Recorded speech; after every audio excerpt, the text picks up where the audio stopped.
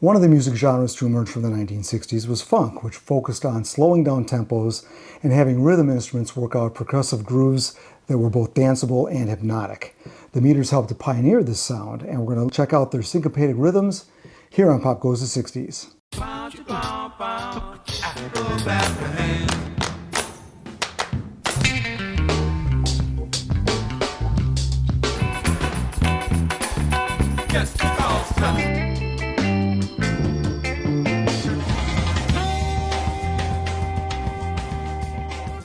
The Meters began in the mid-1960s in the city of New Orleans, and their claim to fame is that they are among the originators of funk. Now, that title is typically given to James Brown. Now, Brown had acquired a new sound when some members from the Upsetters joined his group. The Upsetters were from New Orleans, and this was Little Richard's backing band. But when Little Richard he left rock and roll to become a minister, the Upsetters joined James Brown, changing his sound. By the mid-1960s, Brown had developed his signature groove that emphasized the downbeat, with heavy emphasis on the first beat of every measure, rather than on the backbeat, which typified black music. Now, Brown often cued his band with the command on the one. 1, 2, 3, and you hit on the one, one,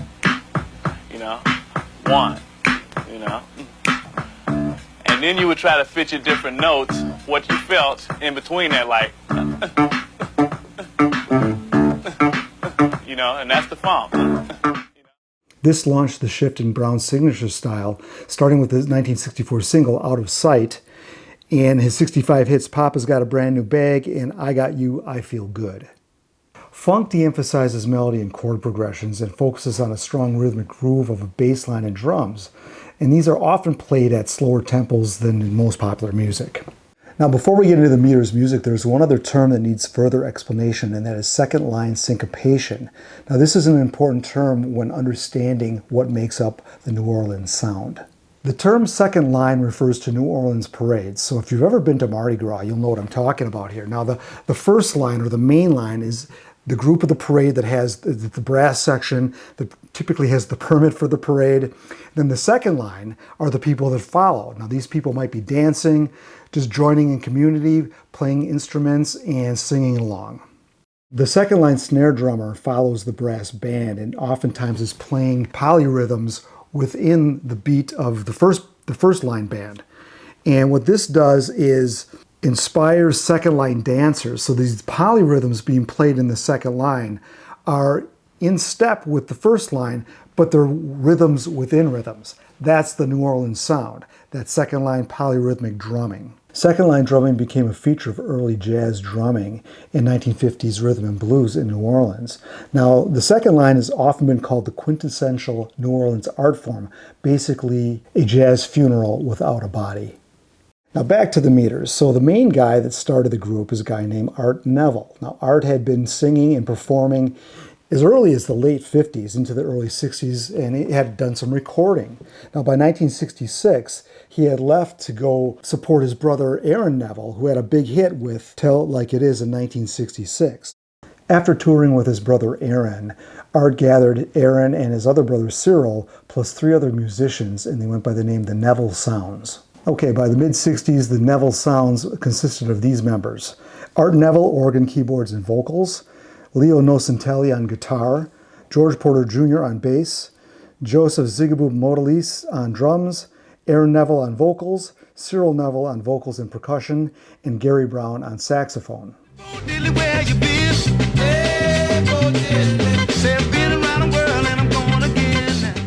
As the Neville Sounds, they played a residency at the Nightcap Lounge on Louisiana Avenue, and after about a year, brothers Aaron and Cyril left the group, leaving Art with the remaining members to continue under the name Art Neville and the Sounds.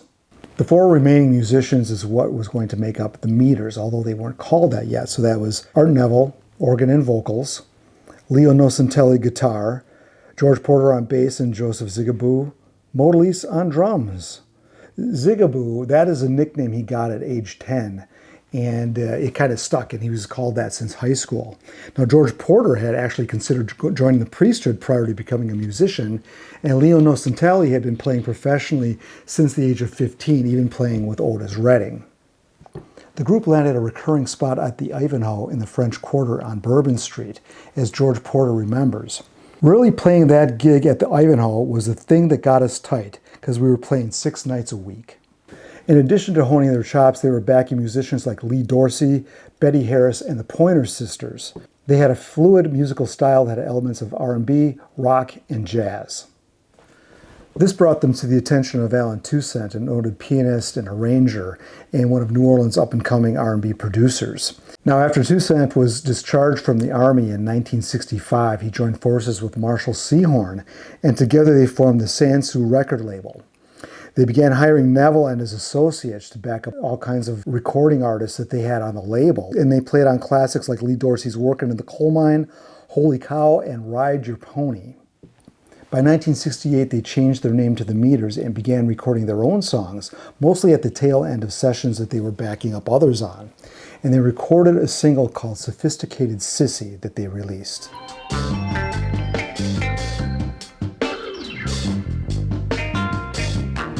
With Toussaint and Sehorn not only producing them but managing them, they got a record contract with Josie Records. And Sophisticated Sissy charted at number 7 on the R&B charts and number 34 on the pop charts.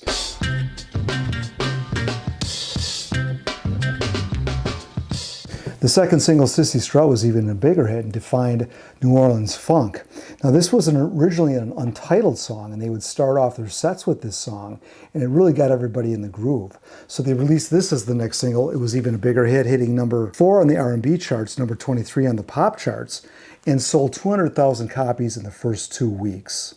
So Marshall Sehorn and Allen Toussaint had worked with the group for about a year, so they were comfortable with them, and this is the first album, called The Meters. This was produced by Marshall Sehorn and Allen Toussaint, and they started to crank out some very groovy riffs.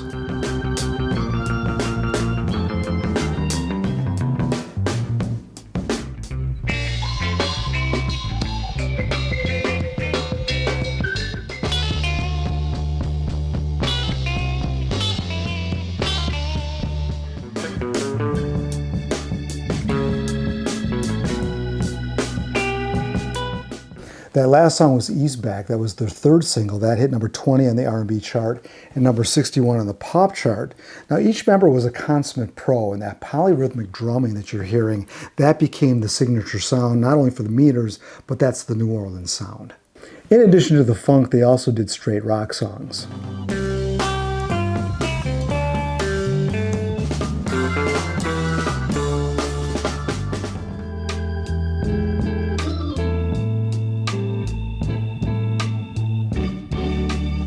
Stormy was one of 2 covers on an album of 10 originals.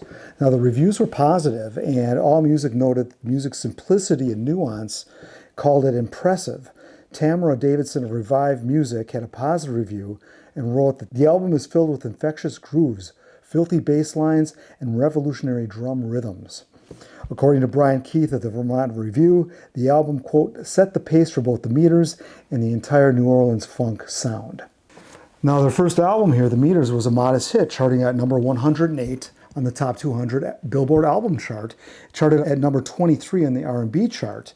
Now, in addition to James Brown also doing funk, you had the Isley Brothers doing It's Your Thing. You had Sly and the Family Stone getting involved here and starting his own brand of psychedelic soul and funk, and the Meters were leading the pack.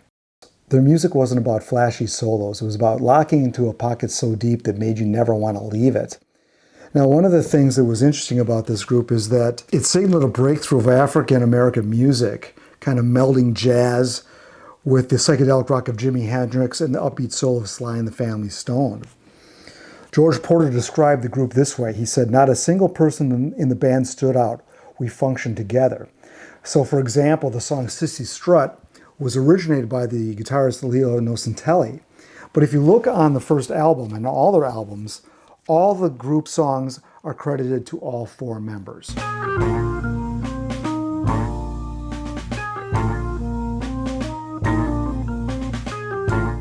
The single Dry Spell was from their forthcoming second album, and Dry Spell hit number 39 in the R&B chart, missing the pop chart, but still an impressive run of singles here that all charted very well.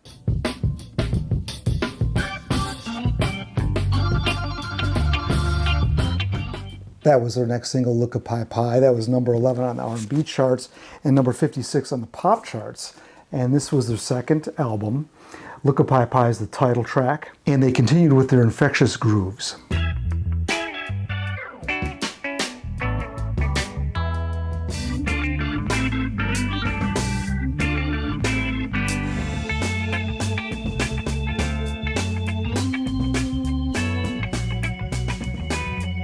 That last song you heard, O Calcutta, very similar to Steely Dan's Green Earrings. I think they lifted the melody right from Old Calcutta by the Meters.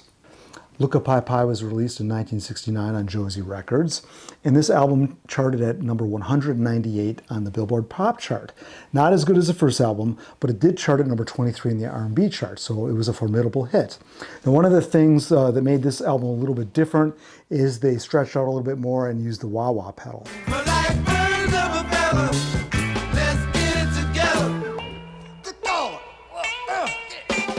That was A Message from the Meters, which was a non-LP single, which charted at number 21 on the R&B chart. So they're killing on the R&B charts. This one did not chart on the pop chart at all, unfortunately. But this had some vocals in it, so this signaled a new direction for their next album. So Look a Pie Pie was a very good album. I would say probably not quite as strong as the first album.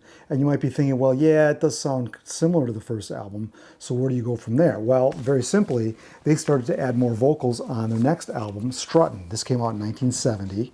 And Art Neville was an experienced vocalist. So this was not a big stretch for them to do. So they included a few songs on this album that did have vocals. I say, darling, darling, oh, my darling. Don't you know I love you now? Come on, ride your pony. Get on your pony and ride. It's still on the line.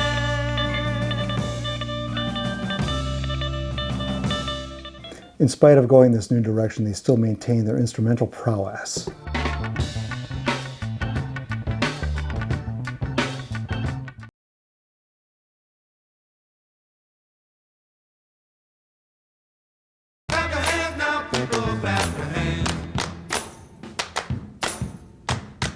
That second song you heard was Chicken Strut. That was the hit off of this album, hitting number 11 on the R&B charts and number 50 on the pop charts, while Hand Clapping Song was a non-LP single. This album charted at number 200 on the top 200, so just about the same as Look a Pie Pie, and it hit number 32 on the R&B chart. So they really were scoring high on the R&B charts and still making an impression on the regular pop charts as well.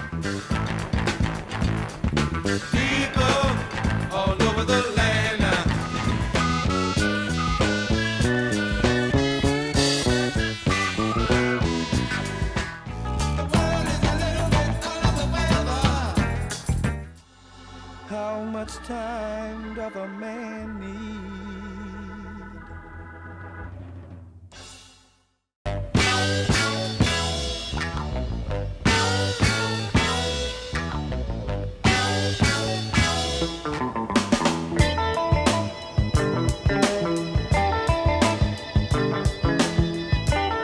After this album, they released 3 consecutive non-LP singles, and that's what you just heard, A-sides and B-sides. Some of them charted, some of them very good. You can hear a slight progression with their style and getting even a little more funky. And these guys were really fine players that didn't even need the producers in the studio when they recorded. Seahorn and Toussaint typically weren't there, so the band essentially produced themselves, although Toussaint was there for the mixing of the records. On these 3 albums, the songs are rather short, 2.5 to about 3 minutes, but when they played live, they tended to stretch out a little longer. I'm a soul man. Got to be a soul man. Those are the Meters playing live in 1970 at the New Orleans Jazz and Heritage Festival at Congo Square. Now, by this time, they were pretty much the darlings of funk, as George Clinton once said of them. To us, the only funk band around was the Meters. Despite the accolades from musicians, all the critical acclaim, and even the modest chart success they had, all was not well with the group. In fact, it was at this point that Art left the group. He wanted to be managed by Otis Redding's old manager, who was now involved with the Allman Brothers. This is Phil Worden. and the others didn't want that. So Art left the group. Now, making matters worse, Josie Records went bankrupt. So this left a lot of unpaid royalties to the group.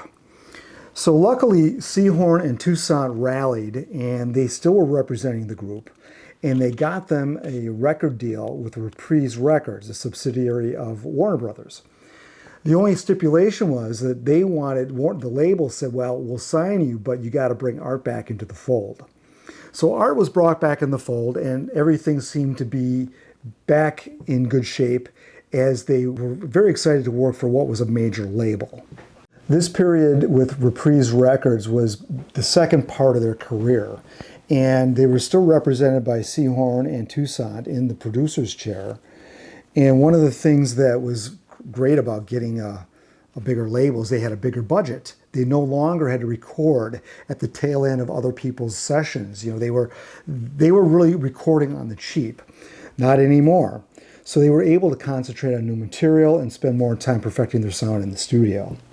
The first album for Reprise was Cabbage Alley, released in 1972, almost 2 years after Struttin'.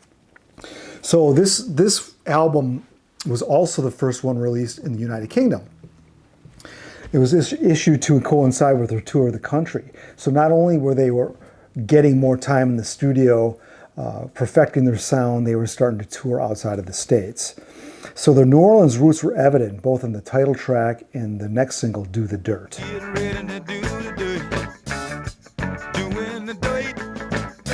You got to watch me work. So long, baby. So long, honey child. Cabbage Alley was an actual place in New Orleans located near Perdido Street. It was kind of the poor black man's version of Bourbon Street. And unfortunately, that area is no longer there because it would demolish because the new Superdome, the Louisiana Superdome, was built there a couple years after this album came out. In the album cover, you may recognize it's based on a variation of Rene Magritte's 1952 painting, The Listening Room, which itself had been reproduced on the sleeve of a Jeff Beck album. This new direction on Cabbage Alley sounds very much like early 1970s funk, but really, early 1970s funk was really based on what the Meters created in their first 3 albums. That's how influential they were. Now, despite being the critics' darlings, this album did not do that well. It charted at number 48 on the R&B chart and missed the pop chart entirely. Despite Cabbage Alley not performing very well in the charts, Alan Toussaint's stock was rising as a producer, and he often brought along the Meters to other sessions he was producing, and the Meters would sit in and play backing on many very good artists.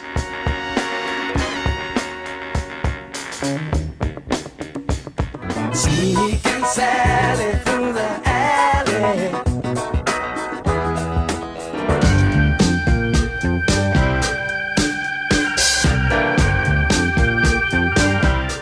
Their next album, Rejuvenation, was released in 1974, and the thing that made this special is this was at Alan Toussaint's new studio, C. Saint Studios in New Orleans. And this was released in July 74, but it missed the R&B and pop charts altogether. Now, all was not lost because Paul McCartney was to record the bulk of his next album, Venus and Mars, at Toussaint's new studio in New Orleans. And he took the family to make a vacation out of it. And because a Beatle was in town, a lot of New Orleans rock royalty came to visit him, including the Meters. Now, by the time the Venus and Mars album was done, an elaborate release party was planned. Now, keep in mind, this is after the huge success of Band on the Run, so McCartney had a little spending money, and what he did was he rented the Queen Mary. Now, by this time, it was docked permanently in the Los Angeles area, and it was used for parties and tourist attraction, etc. So he rented the whole schmear, and there was an impressive guest list. Check this out. George Harrison, Bob Dylan, Joni Mitchell, Marvin Gaye, Mick Jagger, Dean Martin, Tatum O'Neal, Tony Curtis, Carole King, Cher, Jose Feliciano, Linda Ronstadt, John Mayall, Paul Williams, members of Led Zeppelin, the Jackson 5, Chicago, The Faces, and America. John Lennon and Ringo Starr and Elvis Presley were all invited but did not attend. Now, for this great, huge event, there was 350 people invited. Paul McCartney hired the Meters as the entertainment.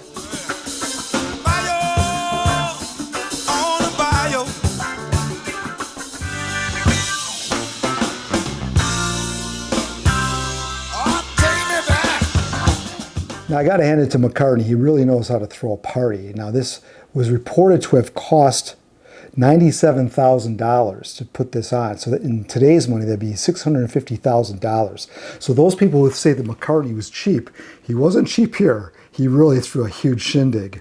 Luckily, the Meters set was recorded, so we get to hear some really some fine playing in a live setting.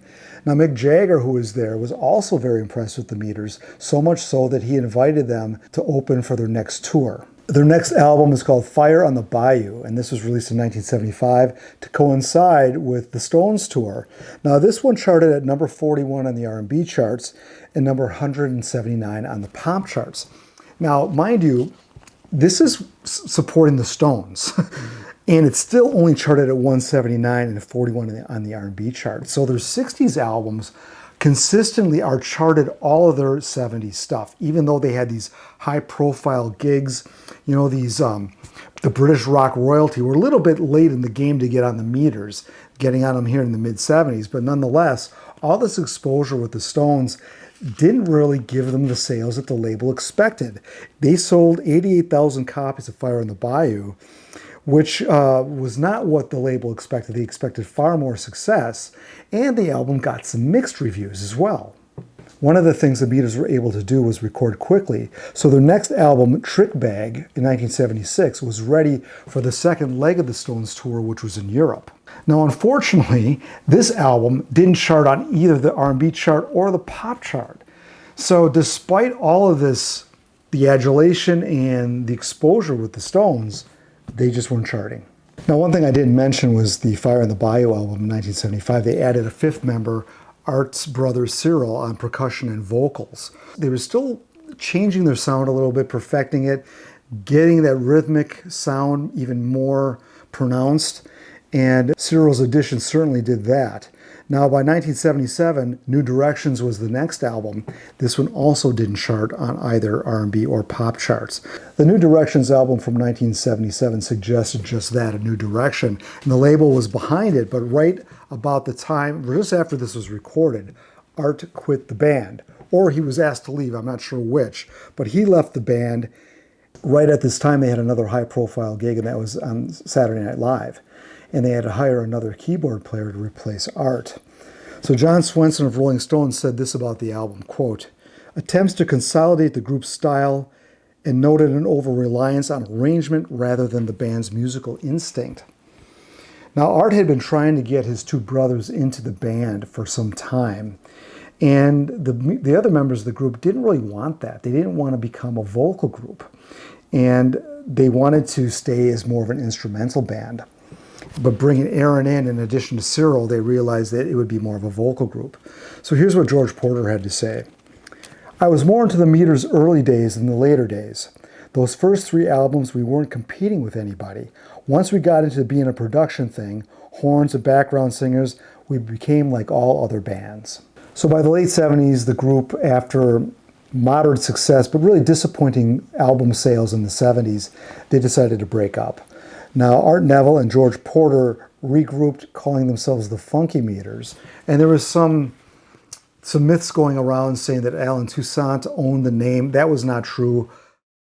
Toussaint didn't take the rights to the name. The name of the band was unprotected in the mid-'80s. That's the name of the Meters. But when the Funky Meters formed, the Meters band name became part of that. So the group basically retained the ownership of the name.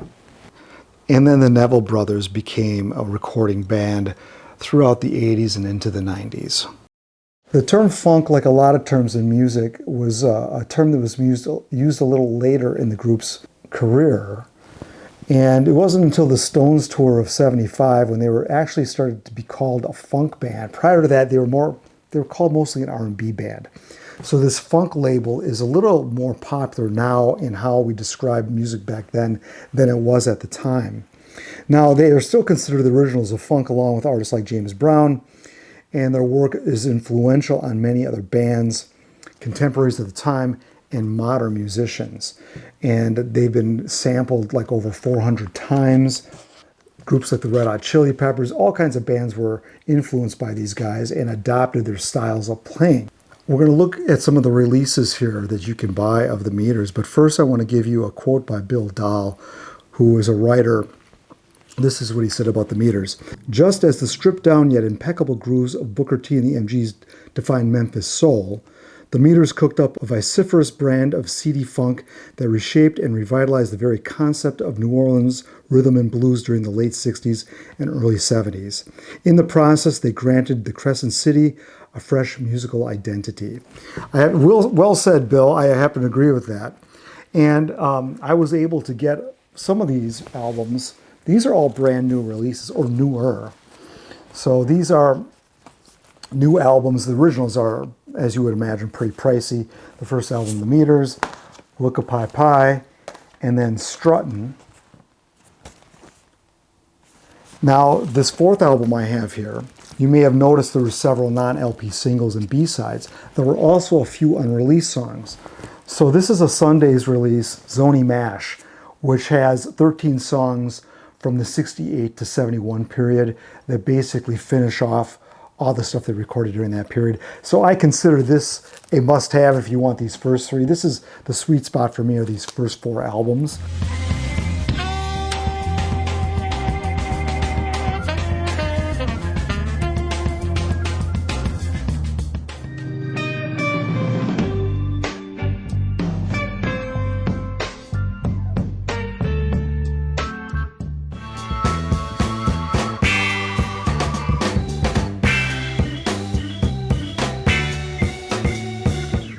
Cabbage Alley is a very good record, and like I think Porter had said that they sounded more like every other band. They didn't sound as unique as their stuff from 68 to 71. So compilations, let's talk about what you can get. So the CD Uptown Rulers, this is the live on the Queen Mary. This is the Paul McCartney party. Believe it or not, this was recorded, released on Rhino in 1992.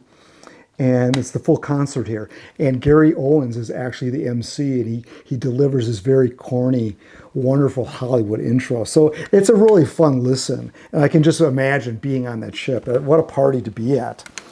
Okay, what else have we got here? The CD Getting Funkier All the Time. That compiles all of their work from all three labels, from Josie Records to Reprise and Warner Brothers. Here Come the Meter Men on CD. That's just the Josie recordings from 68 to 71. So if you prefer that earlier part of their career, that would be the comp to get. There's also a Rhino compilation, the very best of. And there are a bunch of other comps out there as well. They've been very popular in recent years, so there seems to be no shortage of releases for them these days. So that's it for the Meters. I hope you enjoyed that episode. I really love listening to this group. I'm a big fan of very fine players, so these guys are right up my alley. My cabbage alley, if you will. So one of the things I like to mention at this point, if you like the stuff I do here, I've got a couple ways you can support me. I've got a website, popgoesthe60s.com, with some new merchandise there. There are other ways to support, and that is with Patreon subscription. There's a link below for that, as well as a tip jar. This was a really fun video for me to put together. I really love this group, so I always get excited with the groups I love. So thank you for watching. I've got another one right around the bend here coming up that I think you'll also like. So stay tuned for more from Pop Goes the 60s.